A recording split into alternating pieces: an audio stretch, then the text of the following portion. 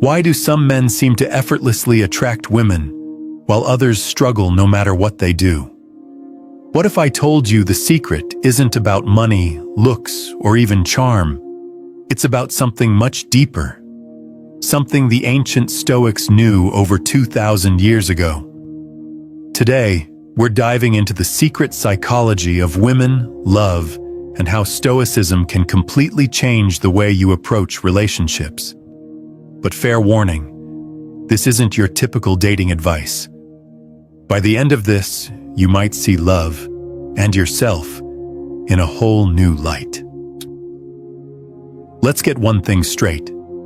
This isn't about manipulation or playing games. Stoicism isn't about controlling others. It's about mastering yourself. And when it comes to love, that's where everything begins. Think about it. How many times have you felt frustrated, confused, or even hurt in relationships? Maybe you've tried everything: grand gestures, endless compliments, always being available, but nothing seems to work. What if the problem isn't what you're doing, but how you're thinking? That's where Stoicism comes in. Today, we're going to explore how this ancient philosophy can help you understand the psychology of women, build deeper connections, and most importantly, become the kind of person who doesn't just attract love, but sustains it. Ready? Let's go. Here's the hard truth. Most men approach relationships from a place of lack. They think, if I can just get her to like me, then I'll be happy. But here's the thing. That mindset is already setting you up for failure. Why? Because it puts all the power outside of yourself. You're relying on someone else to fill a void, to make you feel worthy, to give you validation. And when you do that, you're not coming from a place of strength. You're coming from a place of neediness. And women can sense that. It's not about being alpha or beta or any of those labels. It's about being grounded, confident, and emotionally independent. That's what's truly attractive. But how do you get there?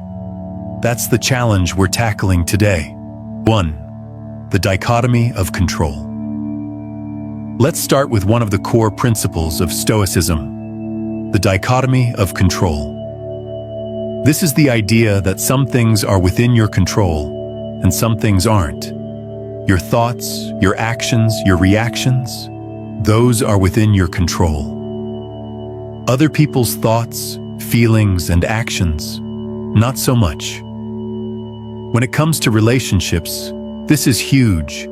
You can't control whether someone likes you or not. You can't control how they feel or what they do, but you can control how you show up. Are you kind, confident, and authentic? Or are you trying to be someone you're not just to impress them? Let me tell you a story about Marcus Aurelius, one of the greatest Stoic philosophers and a Roman emperor. Despite his power, Marcus Aurelius faced constant challenges in his personal life, including betrayal and loss. But instead of trying to control others, he focused on controlling himself. He wrote in his journal, "You have power over your mind, not outside events. Realize this, and you will find strength." Now let's apply this to modern relationships. Imagine you're on a date. You're nervous and you're worried about saying the wrong thing. Instead of focusing on what she thinks of you, focus on being present. Be genuinely curious about her. Listen more than you speak. If she doesn't respond the way you hoped, that's okay. You can't control her reaction, but you can control how you handle it. This mindset shift is powerful because it takes the pressure off you and allows you to be your authentic self. And guess what? Authenticity is incredibly attractive. 2. Amor fati, loving what happens. Next up, amor fati. This is the Stoic concept of loving whatever happens, good or bad. In relationships, This means embracing rejection, heartbreak, and even the awkward moments. Why? Because they're all opportunities to learn and grow. Think about it. Every no you get is steering you closer to the right yes. But most men don't see it that way. They take rejection personally, and it destroys their confidence. Let me share a story about Epictetus, a Stoic philosopher who was born a slave. Despite his circumstances, Epictetus taught that we should embrace everything life throws at us, even the hardships. He said, "Do not seek for things to happen the way you want them to. Rather, wish that what happens happens the way it happens. Then you will be happy." Now, let's apply this to dating. Imagine you ask someone out and they say no. Instead of seeing it as a failure, see it as a redirection. Maybe they weren't the right person for you. Maybe they're dealing with their own issues. Either way, their no isn't a reflection of your worth. It's just information. When you start to see rejection this way, it loses its power over you. You stop fearing it, and that confidence is magnetic. Third, virtue as the highest good. Now let's talk about virtue. In Stoicism, virtue is the highest good. It's about living with wisdom, courage, justice, and self-discipline. When it comes to love, this means being the best version of yourself, not for someone else, but for you. Because here's the thing, women aren't looking for a perfect man. They're looking for a man who's striving to be better, someone who's grounded, principled, and has a strong sense of purpose. Take the example of Cato the Younger, a Stoic who was known for his unwavering integrity. Even when faced with immense pressure to compromise his values, Cato stood firm. He didn't do it for fame or recognition. He did it because it was the right thing to do. In relationships, this translates to being a man of your word. If you say you're going to do something, do it. If you make a mistake, own up to it. Women notice these things. They notice when you're consistent, when you treat others with respect, and when you stand by your principles. These qualities are far more attractive than any material possession or superficial trait. Fourth, understanding female psychology. Finally, let's talk about the psychology of women. This isn't about stereotypes or generalizations. It's about understanding human nature. Women, like men, are drawn to certain qualities: confidence, emotional stability, and a sense of purpose. But here's where Stoicism comes in. It teaches you how to cultivate these qualities from within. Let's break it down. Confidence isn't about being loud or arrogant. It's about being comfortable in your own skin. Emotional stability isn't about never feeling emotions. It's about managing them in a healthy way. And a sense of purpose isn't about having all the answers. It's about striving towards something meaningful. Think about Seneca, another Stoic philosopher. He wrote extensively about the importance of self-awareness and emotional mastery. He believed that true strength comes from understanding yourself and aligning your actions with your values. In relationships, this means being clear about what you want and what you stand for. It means being honest about your intentions and treating the other person with respect. When you approach relationships from this place of inner strength, you become someone worth investing in. The power of emotional resilience. Let's talk about emotional resilience, something the Stoics were masters of. In relationships, emotions can run high. Jealousy, insecurity, fear of rejection. These are all natural, but they can also sabotage your connections if you don't know how to handle them. Stoicism teaches us to observe our emotions without being controlled by them. Think of it like this. Emotions are like waves in the ocean. You can't stop them from coming, but you can learn to surf. Let me share a story about Zeno of Citium, the founder of Stoicism. Zeno lost everything in a shipwreck, but used that experience as a turning point in his life. Instead of letting despair consume him, he channeled his energy into studying philosophy and building a new life. In relationships, this means not letting your emotions dictate your actions.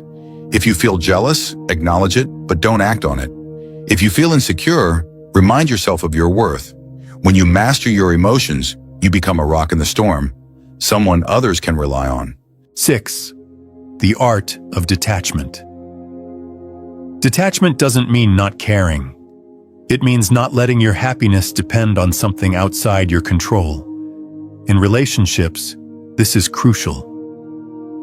Too many men make the mistake of tying their self-worth to whether someone likes them or not.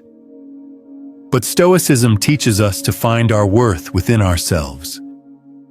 Take the example of Musonius Rufus, a Stoic teacher who emphasized the importance of inner freedom. He believed that true happiness comes from within, not from external validation. In relationships, this means being okay with whatever happens.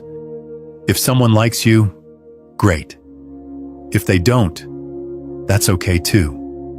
Your worth doesn't change either way. When you approach relationships from this place of detachment, you become more confident, more present, and more authentic. 7. The role of communication. Communication is the bridge between two people, and Stoicism has a lot to say about how we use our words. The Stoics believed in speaking with intention, clarity, and honesty. They also believed in listening, truly listening, without letting your ego get in the way. Think about Marcus Aurelius again. He wrote, "When you wake up in the morning, tell yourself, the people I deal with today will be meddling, ungrateful, arrogant, dishonest, jealous, and surly. They are like this because they cannot tell good from evil." In relationships, this means approaching conversations with empathy and understanding. It means being honest but kind, and listening without judgment. When you communicate this way, you build trust and deepen your connection. 8. The importance of shared values. Finally, let's talk about shared values. The Stoics believe that the foundation of any meaningful relationship is alignment in what you value most. This isn't about having the same hobbies or interests. It's about sharing core principles like honesty, respect, and growth. Take the example of Cleanthes, a Stoic philosopher who lived a simple life but was deeply committed to his values. He believed that true happiness comes from living in harmony with nature and with others. In relationships, this means being clear about your values and seeking someone who shares them. It's not about finding someone perfect. It's about finding someone who's aligned with what matters most to you. When you build a relationship on this foundation, it becomes unshakable. Here's the truth. Love isn't about finding the perfect person. It's about becoming the best version of yourself and finding someone who aligns with your values, your growth, and your purpose. When you approach relationships from this perspective, everything changes. You stop settling for less than you deserve, and you start building connections that are deep, meaningful, and lasting. So to sum it all up, Stoicism teaches us to focus on what we can control, to embrace challenges, to live with virtue, and to understand the deeper psychology of love. It's about emotional resilience, detachment, clear communication, and shared values. When you apply these principles, you don't just attract love, you create it. And that's the most powerful thing of all. If this video helped you see love in a new way, hit that subscribe button. Let's keep growing together.